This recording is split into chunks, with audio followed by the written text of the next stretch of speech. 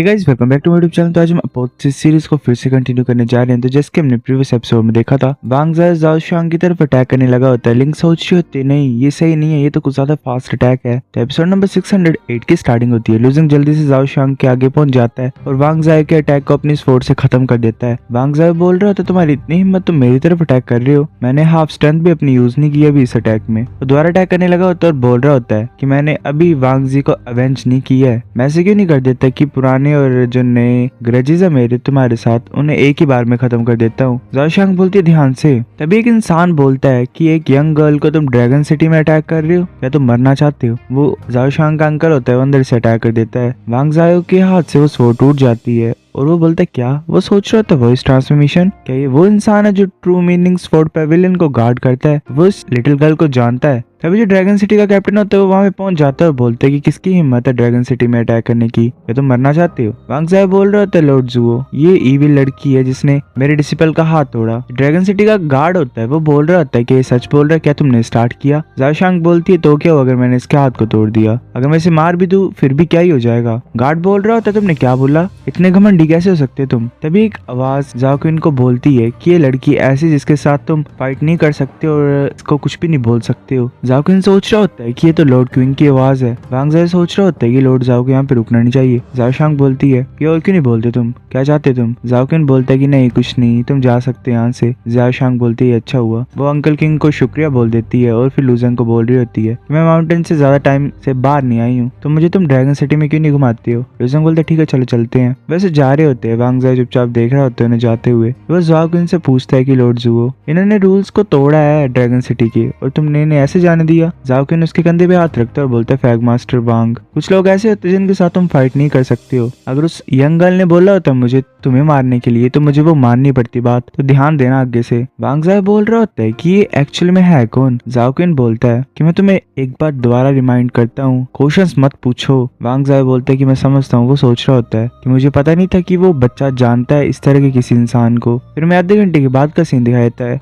Link बोल रही होती है कि वो जो टावर है सामने वो लाइफ और डेथ का टावर है, अगर चीजें यहाँ पे बातचीत कुछ ज्यादा खतरनाक हो जाती है तो फाइट कर सकते हैं लोग वहाँ पे, और उसमें एक न एक मरता ही है। लूजंग बोल रहा होता है ये हैरानी की बात नहीं है कि इस टावर से इतना ज्यादा खतरनाक और आ रहा है। क्विंग बोलती है कि वो दूसरी जगह पे ब्लड प्यूरिफिकेशन होल है। ऐसा बोला जाता है जब मास्टर जो होता है लीग का उसे प्रमोट किया जाता है तो उसे डिवाइन एम्परर ब्लड की एक ड्रॉप दी जाती है। लूजंग बोलता है डिवाइन एम्परर ब्लड? ज़ाओ शांग बोल रही होती है वो एम्परर की ब्लड लाइन है हमारे सुप्रीम वन हेवनली पैलेस के। लिंक बोल रही होती है कि तुम्हारा क्या ज़ाओ शांग, तुम्हारी ब्लड लाइन भी सिंपल नहीं होगी है ना? ज़ाओ शांग बोल रही होती वेल वो सीक्रेट है। वो फिर बोल रही होती है लूजंग को कि हम गेट पे पहुंच गए, अब टाइम है मेरा जाने का। लूजंग बोलते शुक्रिया आज के लिए, मैं तुम्हें सी ऑफ ट्रू मीनिंग में मिलता हूँ। वैसे वहां से चली जाती है। फिर वो लूजंग ड्रैगन सिटी के बाहर पहुंच जाता है। वो सभी ऐसे बोल रहे होते हैं कि फ्लैग मास्टर वापस आ गए हैं। लूजंग बोल रहा होता है कि तुमने मेरे को इतनी ज्यादा जल्दी क्यों बुला लिया, क्या हुआ? तो वो इंसान बोल रहा होता है हमने डिस्कस कर लिया है, तुम हमारे फ्लैग मास्टर हो तो हम तुम्हें ब्रदर लूजंग नहीं बोल सकते हम। एक और बोल रहा होता है फ्लैग मास्टर आज तुमने क्या सीखा ड्रैगन सिटी में जाके? लूजंग बोल रहा होता है ड्रैगन सिटी 7 स्टार सिटी से जरा भी डिफरेंट नहीं है, पर वहाँ पे हमें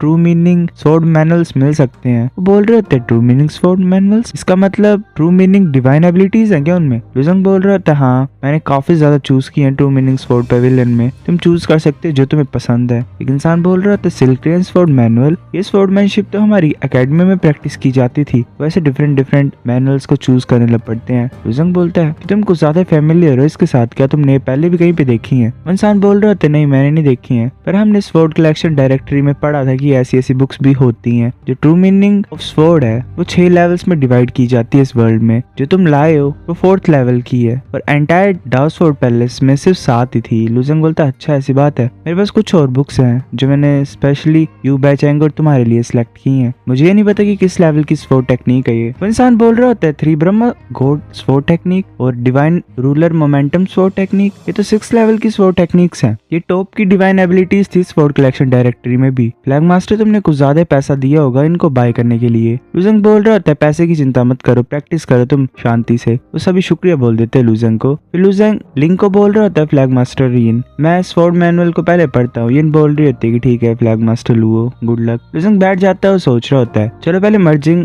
डाउ एनर्जी स्वॉर्ड मैनुअल को पढ़ते हैं। वैसे पढ़ रहा होता है और सोच रहा होता है कि अब ये सच क्या है। सच वो है जो हर टाइम और हर प्लेस में होता है। क्या डाउ को मर्ज करना एक बेवकूफी भरा सपना हो सकता है। वैसे मतलब पढ़ रहा होता है चीजों को जो कि उस बुक में लिखा होता है। वो सोच रहा होता है कि ये एक डिवाइन एबिलिटी की तरह फील क्यों नहीं हो रहा है, पर ये ईस्टर्न एम्परर की खुद की अंडरस्टैंडिंग है डिवाइन डाउ को मर्ज करने की। नंबर बोलता है कि हाँ ये वही है जो वो इंसान सोच रहा था। उसके एम्बिशन कुछ ज्यादा बड़े थे। वो ये सोच रहा था कि वो सोर्ड के सच्चाई को जान सकेगा। लुजंग बोलता है ऐसा लग रहा है इसको पढ़ के कि मर्जिंग काफी ज्यादा पॉपुलर थी उस टाइम पे। नंबर बोलता है अगर तुम सभी डिवाइन डाउस को मर्ज कर पाओगे तो तुम सच्चाई को जान सकते हो यूनिफाइड एनर्जी में, और तुम जितने भी कियोस एंशिएंट गॉड्स हैं उन्हें भी सरपास कर सकते हो। तुम पास्ट को भी ट्रांसेंड कर सकते हो, टाइम को भी, और तुम असली इमोर्टैलिटी को पालोगे। किस इंसान को ये चीज पसंद नहीं होगी। वेल टाइम से भी परे हो जाएगा इंसान और पास्ट से भी, मतलब एंडलेस हो जाएगा एक तरीके से। नंबर बोल रहा होता है पर कोई भी आज तक सक्सेसफुल नहीं हुआ। मैं ये गैस कर सकता हूँ कि तुम ही वो इंसान हो जिसने अभी तक गिव अप नहीं की है।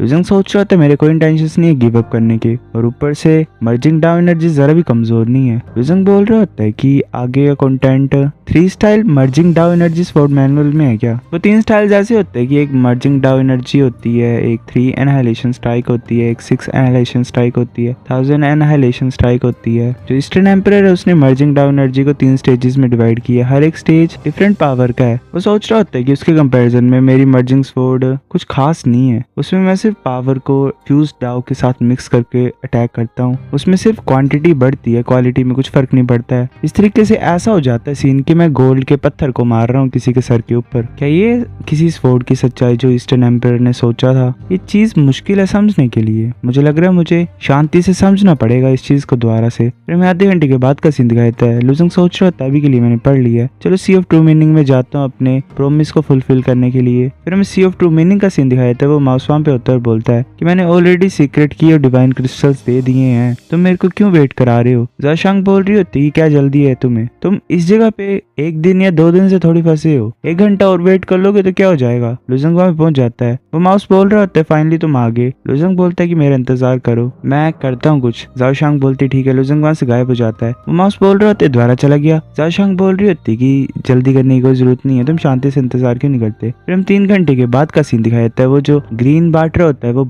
ब्लू हो जाता है दोबारा। माउस बोल रहा होता है कि वर्लपुल चला गया, मैं बच जाऊंगा। ज़ाशांग बोल रही होती है ठीक है अब तुम जा सकते हो। माउस बोलता है कि शांति से काम करो ना, हाँ ऐसे क्यों नहीं करते, हम साथ में काम करते हैं। काफी ज्यादा अच्छी अपॉर्चुनिटी है, काफी ज्यादा लोग वर्लपुल में फंसे होंगे, हम अगर उन्हें बचाएंगे तो हम काफी ज्यादा डिवाइन क्रिस्टल्स को कमा सकते हैं। ज़ाशांग बोल रही होती है मैं जरा भी इंटरेस्टेड नहीं हूँ। माउस बोल रहा होता है तो टाई माउंटेन हमारे साथ कोऑपरेट कर सकता है ना। ज़ाशांग बोल रही होती है कि मैं तुम्हारे साथ कोऑपरेट करने के लिए जरा भी इंटरेस्टेड नहीं हूँ, यहाँ से दफा हो जाओ। माउस बोलता है कि तुम ठीक है अगर तुम ऐसा चाहते हो तो कोई भी कोलैबोरेशन नहीं। वो वहां से गायब हो जाता है। वैसे लुजंग बाहर आता है। ज़ाशांग बोल रही होती है कि तुम वापस आ गए हो, कैसा गया। लुजंग बोल रहा होता है कि हाँ ठीक गया पर वो दूर था, ज्यादा टाइम लग गया मुझे। वो इंसान क्या बोल रहा था। ज़ाशांग बोलती है कि वो बिजनेसमैन है, वो चाहता है कि हम वर्लपुल के लोगों को बचाएं और पैसा कमाए। लुजंग बोलता है अगर वो इस तरीके का बिजनेस करना चाहता है तो मैं उसके साथ कोऑपरेट नहीं करूंगा। लुजंग सोच रहा होता है कि जिन लोगों ने इन कैंडल्स को डाला हुआ है वो पक्का ही अदर शोर के होंगे। वो इतने डीप में डाल पा रहे हैं सी के, तो वो कुछ ज्यादा पावरफुल लोग होंगे।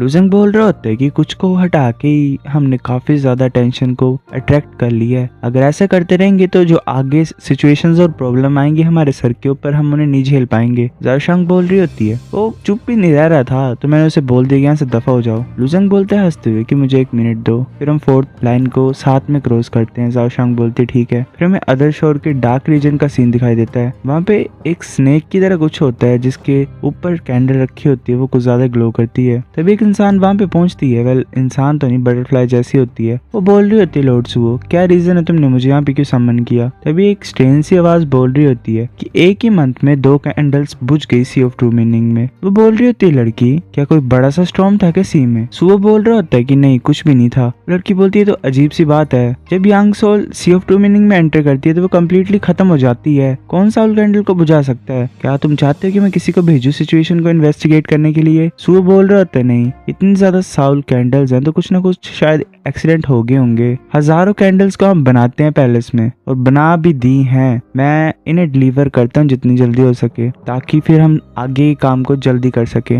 वो लड़की बोल रही होती है, पर लॉर्ड सुओ, अगर तुम सी ऑफ ट्रू मीनिंग को सील कर दोगे तो तुम्हें 10 मिलियन से भी ज्यादा साउल कैंडल्स की जरूरत पड़ेगी। जो करंट नंबर है वो काफी नहीं होगा थोड़े से भी ट्रबल को कोज करने के लिए। सुओ वो हंसते हुए बोल रहा होता है, हम ही नहीं अकेले जो साउल कैंडल्स को डाल रहे हैं, जैसा मैं बोल रहा हूँ वैसे करो। वो लड़की बोलती है ठीक है। वो कैंडल को अपने हाथ में पकड़ती है और बोलती है कितनी ज्यादा सुंदर लाइट है। सो गाइस, ये एपिसोड इतना था। नेक्स्ट पता नहीं अब कब आएगा, तब तक इंतजार करो और दूसरी सीरीज को एंजॉय करो। मिलते हैं आपसे, बाय।